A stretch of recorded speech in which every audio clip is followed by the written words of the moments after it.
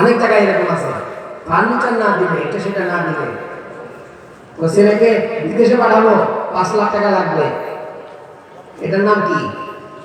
কথা বলেন, এটার নাম কি? ওই মেয়ে দেখেছে, আরে আমার বাবা সুদে টাকা এনে আমার আমার স্বামী আমাকে এটা সেটা দিয়েছে। ওই মেয়ে যখন ফার্নিচার গুলোর দিকে তাকায়, তখন তার কলিজায় রক্ত খরচ হয় না, হয় না?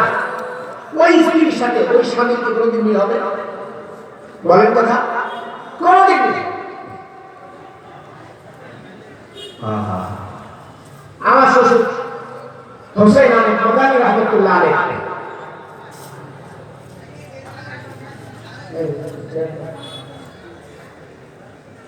হোসেন আহমেদ মাদানী রহমতুল্লাহ আলাইহি, জি ভাই মোবাইল নিচে করেন, দেখলে বকা দেবে। তো আমার ডিভাইড করতে হয়েছে, আমার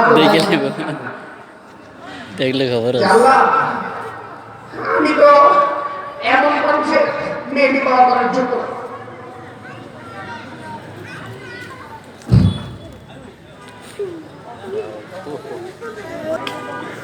আমি কি করবো? আমার বাবা মা আগে থেকে চলে গেছে,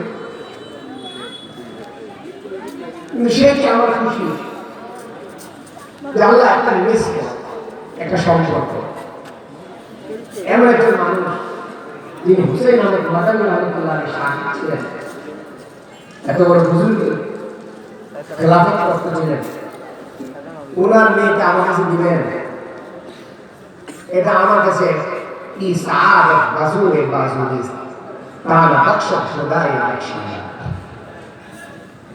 আহা, আল্লাহ পাক আমাদের বুঝার তৌফিক দান করে দেন। আমি বাবা মাকে উদ্দেশ্য করে বলবো, আমাদের আরেক মেহমান চলে এসেছেন খুব দ্রুত, রাস্তায় আপনারা কিছু দেখতে পান না পান না, এই রাস্তাঘাটে যে সমস্ত নির্লজ্জ, আল হায়া শুআবাতুন মিনাল ঈমান,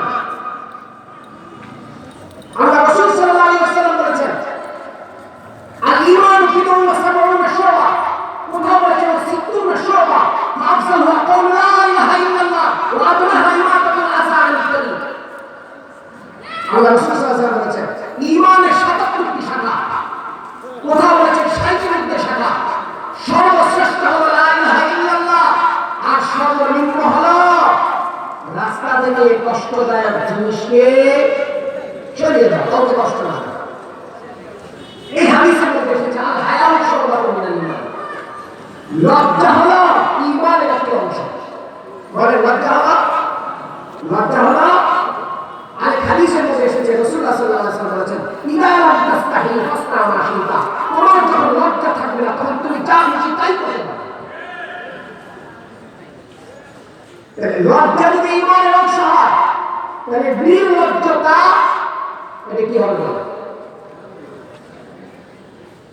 তাহলে রাস্তাঘাটে যেগুলো দেখা যায় এগুলো কি নির্লজ্জতা নাকি লজ্জার জিনিস? এই নির্লজ্জতা যাদের মধ্যে রয়েছে, আল্লাহ এটার জন্য বাবা মা দায়ী না, কুল্লু মামলুক রাসূলুল্লাহ সাল্লাল্লাহু